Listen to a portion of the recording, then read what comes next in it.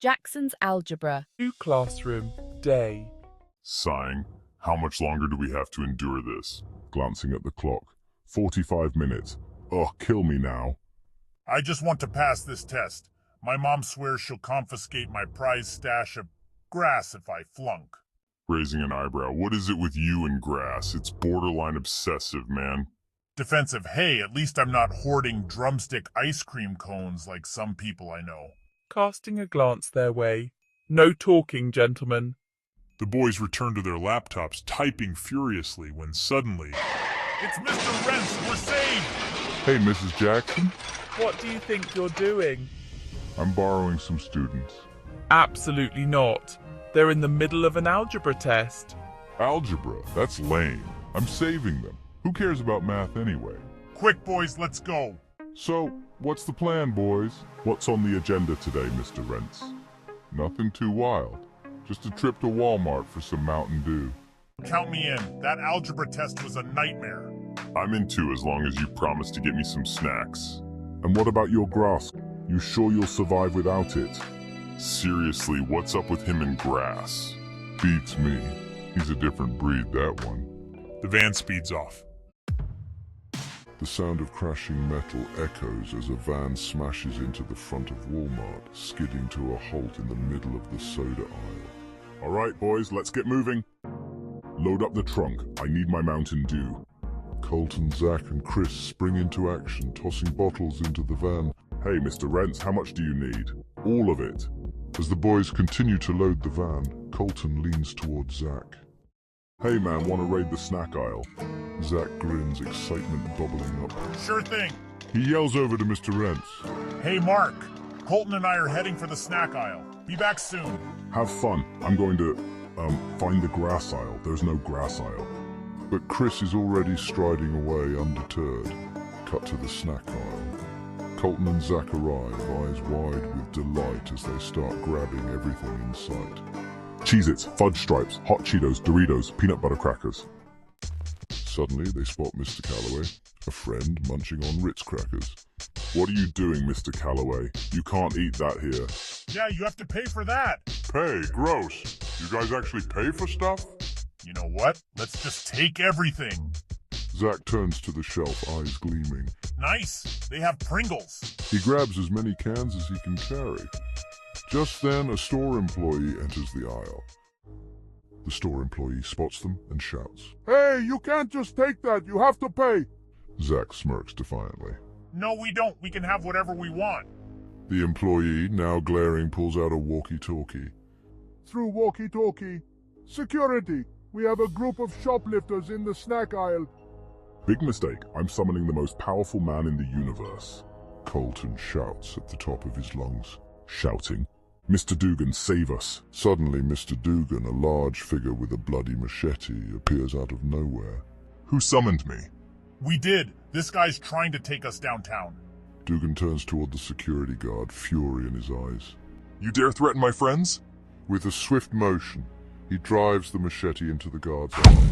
The guard collapses against a shelf, lifeless as chaos erupts. Sets crashing shelves. Colton's phone rings. It's Mr. Rence. Interphone. We're in the snack aisle. Some serious stuff just went down. Where are you guys? Moments later, Mr. Rence barrels into the aisle, knocking over more shelves. What happened here? We almost got caught by security for taking stuff, but Mr. Dugan showed up to save us. Get in the van. We need to find Chris. Just then, Chris strolls in, triumphantly holding a box of grass. Shouting from the window.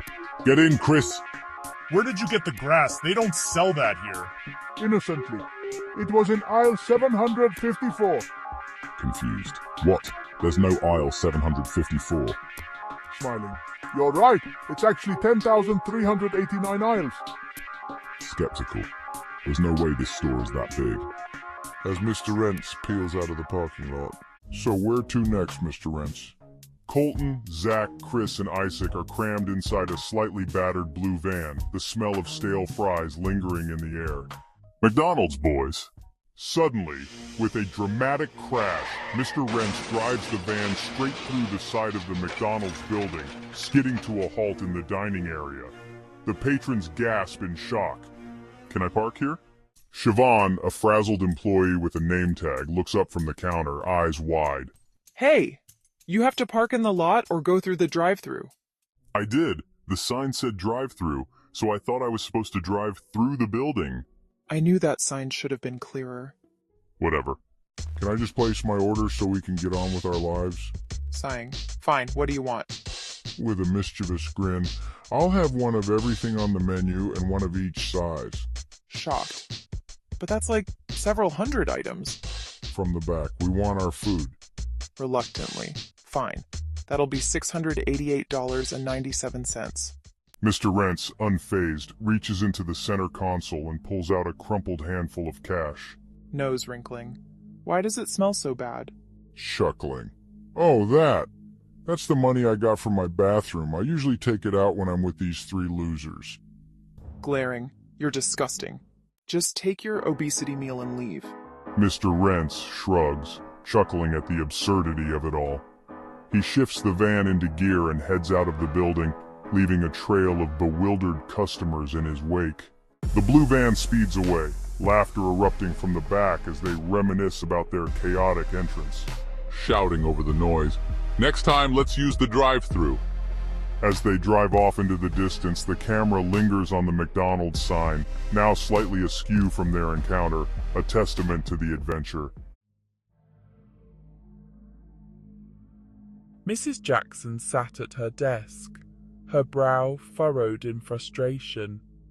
It was almost the end of the day, and she still hadn't seen Colton, Zach, and Chris. "Where are they?" she muttered to herself, tapping her fingers impatiently. Mr. Rence didn't even ask to borrow them, just swooped in and took them like he owned the place. Her thoughts were interrupted by a loud crash. The classroom door burst open and a blue van skidded into the room, sending her bookshelf tumbling to the floor. "Damn it, Mr. Rence!" she shouted, throwing her hands up in exasperation. "You always park in my classroom. Can't you find a spot in the parking lot like everyone else?" Rence emerged from the van with a grin plastered on his face. "Why would I do that?" he replied, brushing off her annoyance. "That's boring. Besides, I have the fastest van in the world. I'm just making the most of its speed." Colton jumped in, his eyes sparkling with excitement. "It can transform! It's not just a van, it's a helicopter, a plane, a submarine, even a rocket ship!" Mrs. Jackson raised an eyebrow, skeptical. "And how exactly is that possible?" "I reverse engineered it in my parents' garage," Colton said proudly, puffing out his chest. "I'm just here to drop them off before the day ends. I'm off to get a haircut." With a wink, he hopped back into the van and revved the engine. A thick cloud of smoke billowed behind him as he sped out of the classroom, leaving chaos in his wake. As the school bell rang, Colton, Zach, and Chris grabbed their backpacks and shouted in unison, "Goodbye, Mrs. Jackson!" Mrs. Jackson sighed, watching them leave. "They'll never change," she thought, sinking into her chair as the door swung shut. But maybe that's not such a bad thing. She glanced at the wreckage in her classroom and couldn't help but smile despite herself. Perhaps the unpredictability was what made her job worthwhile after all.